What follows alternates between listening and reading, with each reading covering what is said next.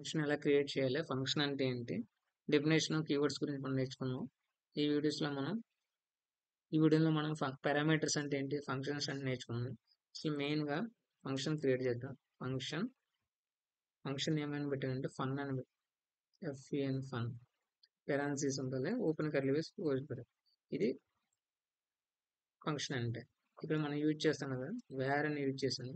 Wear అని ఏమి ఇచ్చానంటే city అని ఇచ్చాను. సిటీ అనే కీవర్డ్ ఇచ్చి, సిటీ అనే కీవర్డ్ ఏమన్నా భీమవరం ఇచ్చాను. తర్వాత నేమ్ వచ్చి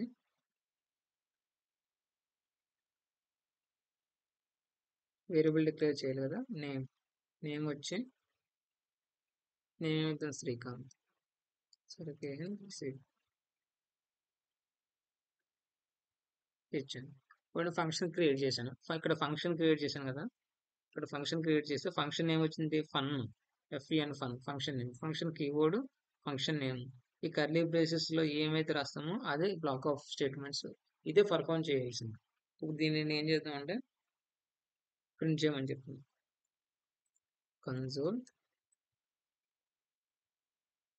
కన్సోల్ డాట్ లాగ్ దీన్ని సిటీ కామా నేమ్. ఇప్పుడు మనం ఫంక్షన్ కాల్ చేయగానే ఆ రెండు మనకు ప్రింట్ అవ్వాలి. ఫంక్షన్ కాల్ చేసాం, టెర్మినల్ ఓపెన్ చేసి నోడ్ కీవర్డ్ అండి ఫంక్షన్ ఫంక్షన్ నేమ్ చూడండి, భీమవరం శ్రీకాంత్ అని వచ్చింది. ఇది ఫంక్షన్ క్రియేషన్ అంటే. దీని ఫంక్షన్ కీవర్డ్ ఫంక్షన్ నేమ్, ఇది బ్లాక్ ఆఫ్ కోడ్, ఇది ఫంక్షన్ కాలింగ్ అంటారు అనమాట. ఇందులో కీవర్డ్ అన్నాం కదా, ఇది కీవర్డ్. దీన్ని ఫన్ అనేదాన్ని ఫంక్షన్ నేమ్ అంటారు. ఇక్కడ ఇలా పిలవడానికి దీని ఏమంటారు, ఈ ఫంక్షన్ కాల్ చేయమంటున్నాం. ఎందుకు ఇలా ఫన్ పిలవరాగానే మనకి ఏం ప్రింట్ అవ్వాలి, కన్సోల్ ఏమిటో సిటీ నేమ్ ప్రింట్ అవ్వాలి. ఫంక్షన్ కాల్ చేసాం, మళ్ళీ సెకండ్ టైం కాల్ చేసాం చూడండి ఫన్. ఇక్కడ మళ్ళీ ప్రింట్ చేస్తే టెర్మినల్కి వెళ్తే 2 టైమ్స్ వచ్చింది. అంటే నువ్వు ఎన్నిసార్లు కాల్ చేస్తే అన్నిసార్లు పిలవడం, అంటే నువ్వు వేరే వాడు ఎన్నిసార్లు పిలిస్తే అన్నిసార్లు పిలుగుతారు, అన్నిసార్లు ఇది కూడా మనకు అవుట్పుట్ అనేది ఇస్తుంది అనమాట. ఇందుట్లో మరి ఇలా ఉన్నదాన్ని అవుట్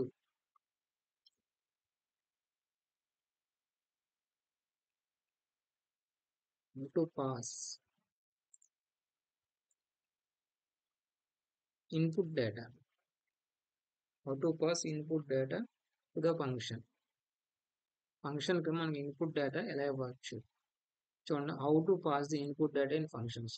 ఇలా ఇచ్చేసాను పర్లేదు, కాకపోతే నేమ్ సిటీ అనేది ఇచ్చేసాను. ఇలా ఇవ్వకుండా మనం వేర్ ఏ అని పెట్టి వేర్ బి అని ఇచ్చామనుకో, వేర్ బి అని ఇచ్చి కన్సోల్ చేయమని కన్సోల్ డాట్ లాగ్ దీని ఒక వేరియబుల్ అసైన్ చేద్దాం. వేరియబుల్లో పెడదాం, సమ్ అనే వేరియబుల్లో పెట్టాము. సమ్ను ప్రింట్ చేయమని, సమ్ ఏం చేయమంటే sum equal to A plus B,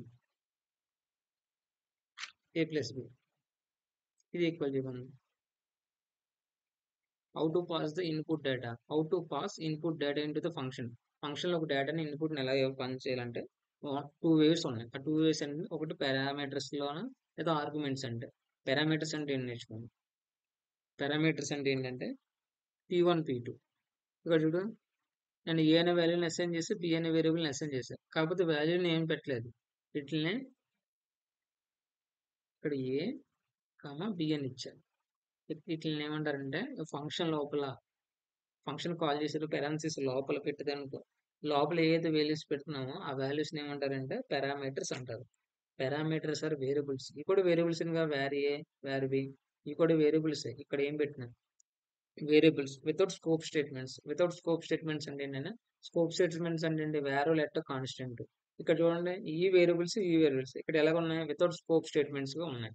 అంటే వేర్ లేదు, ఇక్కడ లెట్ కాన్స్టెంట్ గా నేమ్ పెట్టలేదు. Without scope statements define and function definition. Function definition అంటే ఇదేం కదా ఫంక్షన్ కాల్. ఈ డెఫినేషన్ లో పెడితే ఫంక్షన్ డెఫినేషన్ అంటారు. అందుకనే ఈ ఫంక్షన్ కాలింగ్. ఇప్పుడు పారామీటర్స్ యూజ్ చేస్తాం. ఇప్పుడు నువ్వు కాల్ చేసినప్పుడు ఏం చేయాలంటే తీసేసి ఫన్ అని కాల్ చేస్తున్నాం కదా, ఫన్ అని కాల్ చేసినప్పుడు ఏకి ఒక వాల్యూ ఇద్దాం 100, బికి ఒక వాల్యూ ఇద్దాం 500. ఇప్పుడు నువ్వు కాల్ చేయగానే కన్సోల్ డాట్ లాగ్ నేమ్ అని వచ్చింది కదా, కన్సోల్లో డాట్ లాగ్ ఇక్కడ ఏ వచ్చింది కదా, అందుకని ఎర్రర్ వచ్చింది. ఇప్పుడు 600 అయిందా అంటే how to pass input data into the function input data ఎలా చేస్తే పారామీటర్స్ ద్వారా పాస్ చేయొచ్చు. పారామీటర్స్ ఏంటి, ఏ అనే పారామీటర్, బి అనే పారామీటర్. చూద్దాం. ఇప్పుడు మళ్ళీ వాల్యూ చేంజ్ అవుతుంది. ఇక్కడ కూడా 500 వెళ్తాం. 500 ఇచ్చి మళ్ళీ నువ్వు ఫంక్షన్ చేసేటప్పుడు 1000 వచ్చిందా అంటే వీటిని పారామీటర్స్ అంటారు. అంటే ఇక్కడ ఇక్కడ యాక్చువల్ డేటా ఇవ్వకుండా మనం పారామీటర్స్ని యూజ్ చేస్తే ఒక వేరియబుల్ ఇచ్చి వేరియబుల్ అసైన్ చేసి ఆ వేరియబుల్కి కాల్ చేసినప్పుడు ఆ వేరియబుల్ డేటాని అసైన్ చేస్తే దాన్ని పారామీటర్స్ అంటారు. వీటిని పారామీటర్స్ అంటారు. యాక్చువల్ డేటా అంటే ఏంటంటే ఇక పారామీటర్స్ ఏం లేకుండా ఇక్కడే 100, ఇక్కడే 200, ఇక్కడ ఇచ్చేస్తాం. 100 అయినా 200 అయినా ఇక్కడ పంపించేసుకోవచ్చు, ఇక్కడ తీసేవచ్చు. ఎలాగా P1 P2 లేదా ఇక్కడే ఇవ్వకపోయినా యాక్చువల్ డేటా ఇక్కడ పారామీటర్స్ ఇక్కడైనా ఇచ్చుకోవచ్చు, అయితే డైరెక్ట్ ఇక్కడే b equal to 100 equal to 200. ఇప్పుడు మనకు 300 రావాలి కాల్ చేసినప్పుడు. చూడండి 300 ఆన్సర్ వచ్చింది. ఇలాగా అంటే ఇక్కడ P1 P2 వేరియబుల్స్ని తీసుకొని ఇస్తే పారామీటర్స్ అంటారు. ఇక్కడ మనం డిఫరెన్స్ రాద్దాం. ఫంక్షన్ క్రియేట్ చేసి